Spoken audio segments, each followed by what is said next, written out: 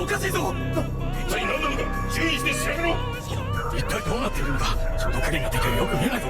覗いてみろよ。なんか音が。いやー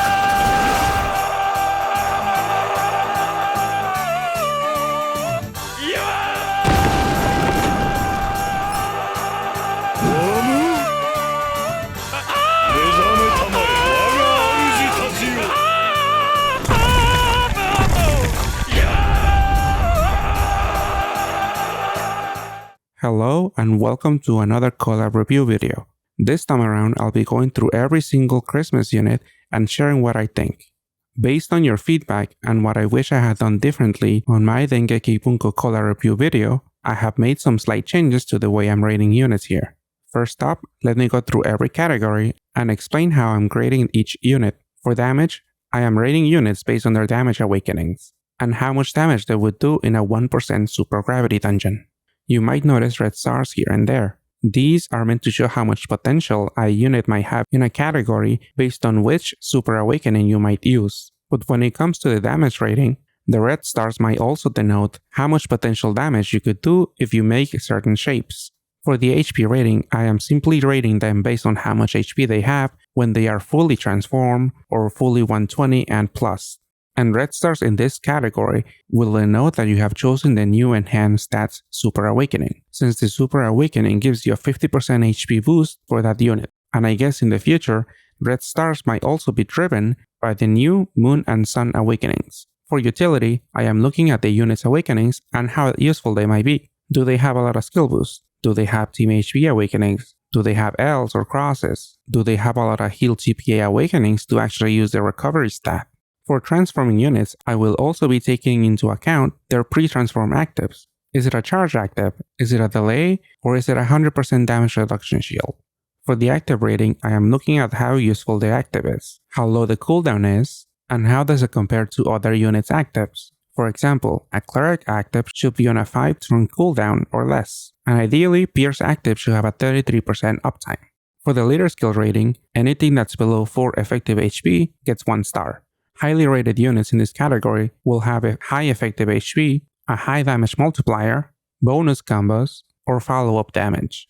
And lastly, for the equip category, I'll be looking at the equip's awakenings and their active and how they compare to others. I can't objectively rate units in the last 4 categories. Maybe I'll miss some synergy with other units, or might not know about better alternatives out there. So if you feel like I overrated or underrated some units, please share in the comments below. And if you like these type of videos, please remember to like and subscribe. Alright, first up is Freyja, who is pretty useless. This will be a recurring score for units in this machine, and it's even more true for the 5 stars, since you can't even trade them away. I'll speed through every unit, but in the spirit of Christmas, I'll try to say a nice thing or give a possible use for a unit or their equip.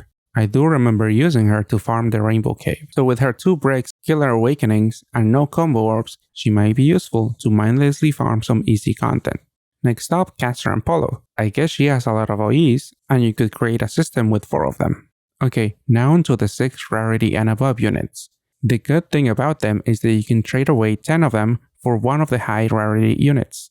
Alright, Genie herself has an interesting skill. I can think of 2 equips that void dark damage for longer than Genie's equip, but Genie's equip has a good amount of OEs and maybe you only need 3 turns of dark damage void. Next up is Haku. I guess she has 2 forms, 2 equips, and she provides a lot of OEs.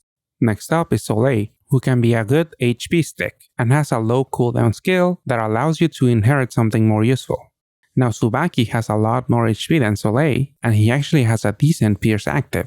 The equips are whatever, but I guess the first one can be used in a melee team. Now Pattie is a really good heal stick, has a really low cooldown active, and actually has a scaling leader skill, so there's potential there. Last I remember, she was able to tackle UN 3 with Kami Masubi and Ameno, so you could make her work as a leader. Now Sakuya has decent utility, but her active will be useless pretty much all the time. And her equip is not that bad if you want to cover poison resist. Lui Bei has a pretty decent Pierce active, and his base form gives you 2 full resist, but his evolution has a way better leader skill. His equip is also not that bad with a double TPA, full poison resist, and a skill boost. Fagan has a high HP stat, but his active is way too long. The same is true for the Pixel evolution, but this one has a little more utility. Next up, Grida. She has 4 skill boosts and 3 dungeon boosts, so she's really good for farming dungeons with low drop rate. But unfortunately, her active cooldown is kinda long, since most of the time you're using button actives to clear dungeons. The active could be useful for cheesing specific dungeons, but those are limited in number. Her equip awakenings are actually pretty solid, but again, the active itself could be really useless or a lifesaver. Next up is Uriel, who has a decent HP stat, comes with 4 skill boosts, and could have a dungeon boost. You can also create a system with 2 of them, and if you pair 2 together, you can get through all the normal dungeons or the early technical dungeons, as long as there's no resolve. The equip is also decent for fire teams, since it has 6 fire rows. Next up is Osiris, who can give you up to 8 skill boosts, and with 2 Ls and 2 attributes, he's a good candidate to receive the assist removal recovery latent. His equip is really good too. He has 2 full resists and a 7C. Next up is Polowne, who is a very good sub for rainbow teams, since if you match 5 attributes every turn, she has a really nice active that can tackle up to 4 mechanics. Her equip is okay, but it would be better if it had some team HP or a more useful active. Next up is Xiahou Dun, who packs a lot of HP and utility.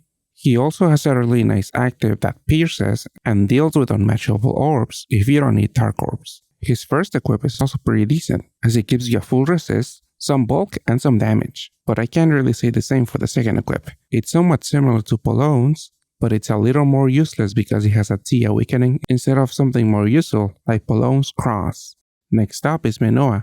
She has a really good damage multiplier, but the bad thing about her active is that she doesn't unlock or generate any heal orbs. She also has a pretty good leader skill for green teams, but the downside is that you have to play with green units. She was originally meant to be paired up with Nautilus, but I think nowadays she's only a sub in the Nautilus team, as you usually pair Nautilus with Academy Nautilus and not Menoa.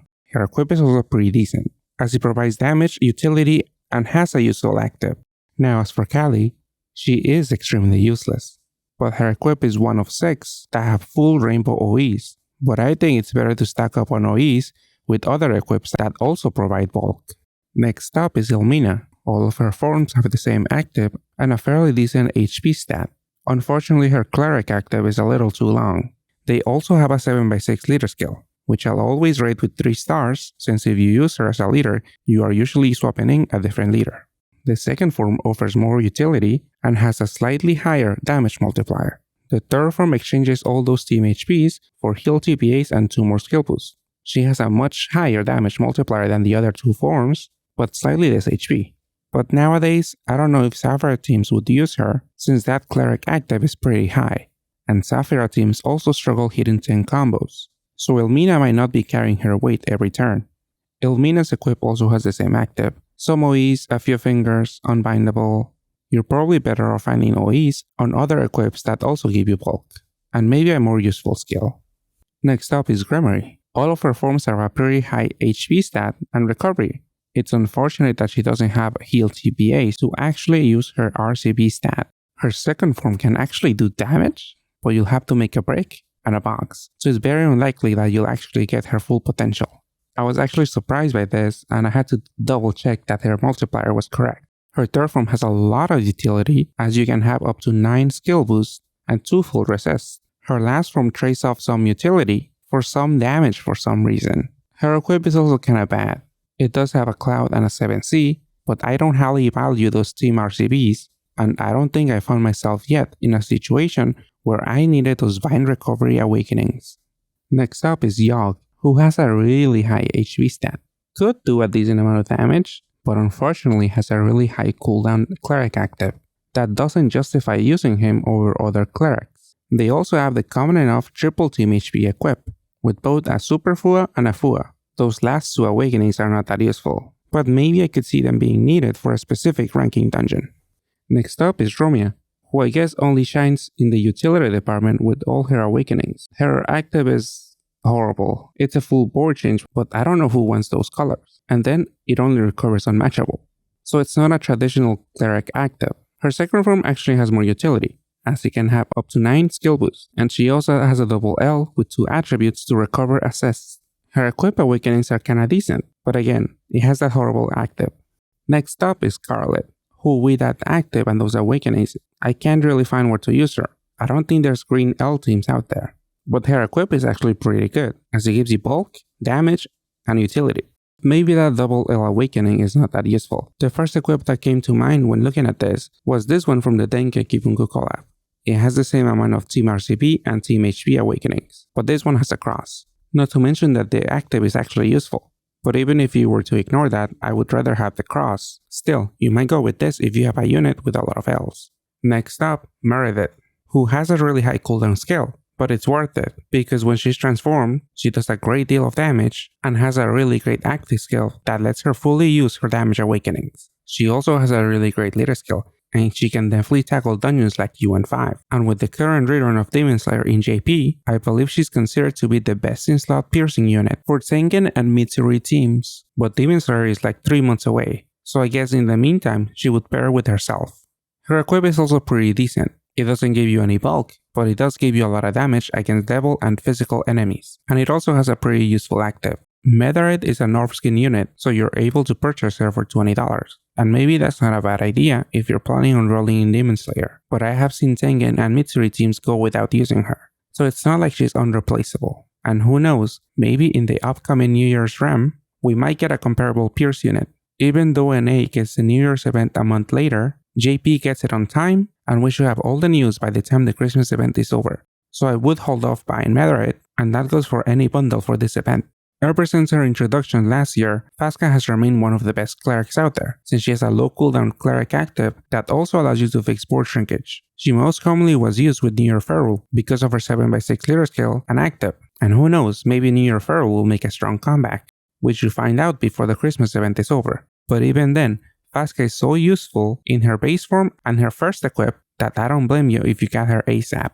That first equip really shines with light teams, and is almost as good as Halloween Kiori's equip, but it depends if that light sub-attribute change is detrimental to your team. Her new evolution has a lot of utility, and has a much higher potential damage multiplier, but her active is not as useful as the base form. Okay, now for the new BGM unit, Aljae. She has an insanely high damage multiplier, both personal and in her leader skill, depending on how many light combos you make. You would ideally play in a 7x6 board, which is totally possible since she has a low cooldown skill, so you can inherit an equip to just do that. Her leader skill multiplier is so insane that she can make units with low attack and no damage awakenings reach the damage cap. Unfortunately for Aljae, it seems that her scaling leader skill was just a novelty, and she has fallen out of favor in JP. Her first equip is really good, as it gives you a lot of OEs, some bulk, and a useful active. The second one reminds me of Kamijo's, but this one has a guard break, which might raise in value in the near future since it seems Rainbow teams are making a comeback with Sanrio and Demon Slayer. Now for the last 3 9-star units, who are all exchangeable with 10 Christmas units. First up is the base Tamadra, who's all about utility with 9 possible skill boosts. They are a full cleric, but the active cooldown is paying attacks on that skill charge. The first equip looks pretty useless, as it has a bunch of random and useless killer awakenings. I am a much bigger fan of the second one, as it gives you bulk, OEs, a skill boost, and 2 Ls. And even though the active is only 1 skill charge, it could still come in handy. Now Tamadra's second form is meant to be used in light combo teams like Captain Marvel. Militia, but I don't think it really saw any use in those teams since Captain Marvel already gives you a damage spike and generates enough light orbs. I feel like I'm experiencing deja vu, as I think I've seen a few cloud and tape resist equips lately, and this one has a really low cooldown active with a pretty much useless skill. You'll have to be very mindful about overcharging this equip. Next up is Saline, who with that active and those awakenings is really great for farming. I exchanged for one last year, but I wish I had exchanged for more, since I wanted multiple copies of her and her equip to farm rank experience in Training Arena 2 with Shiva Dragon. Her new evolution is really good too. It trades off the dungeon boost for a higher damage multiplier in her leader skill, and it also adds spine resistance to fire attribute monsters. So Saline is a really great leader for farming Colosseums, since nowadays, these new Colosseums don't allow assists, so your Shiva Dragons remain bindable. I do wish that her base active were better, with maybe some orb generation or a charge active, but still, this form is really useful as it is. Next up is Selica, and while her base form has a decent damage multiplier, and her equips are decent, especially the second one. I think more people, including me, were looking forward to Christmas so that we could exchange for Selica and use her dark form, as this form has a lot of utility and has an amazing auto heal active. If you managed to roll Misaka Mikoto in Dengeki Bunko and didn't have Selica, then you probably faced problems farming UN4 and UN5. Sure, you probably had Index, but you probably didn't have a way to tackle pore shrinkage. And that's why Selica is better than Index, at least for UN4 farming. But even if you don't have Misaka, I still think it's worth considering exchanging for her, since, as of now, she has the best auto heal skill out there, and might come in handy with future units and leaders. Okay, and that's all the units. And now I'll actually do a few rolls and some exchanges. First up on my alt, I actually managed to roll a Selica from a seasonal Super Gadfest, so I'm not exchanging for her on this account. And it kinda doesn't matter right now, because I didn't manage to roll any Misakas on this account. So I'm just doing a few rolls here to maybe get something good. I did manage to get a free Osiris, but I didn't manage to record that.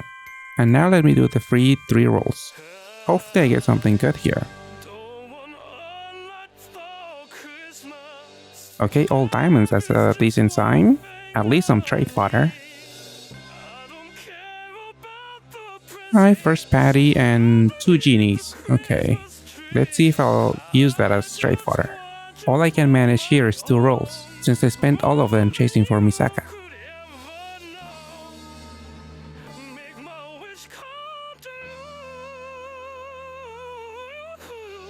Okay, Solais, you are trade fodder. And let's see, last roll on this account is... useless. I don't even want to see you. Turns out I don't have a lot of trade fodder here. So that's it for this account.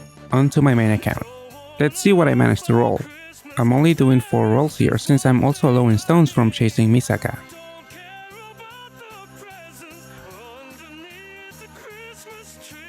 Alright, Sakuya, trade fodder. Let's see. Okay, diamond, that's good. And it's Menoa. Oh, interesting. Again, I traded off all my Nautilus, so I won't even play with her, but it's really nice that I rolled her.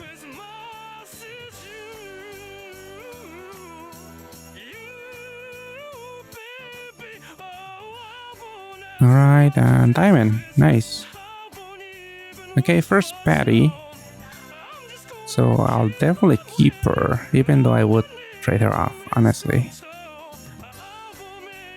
And last roll. Let's see.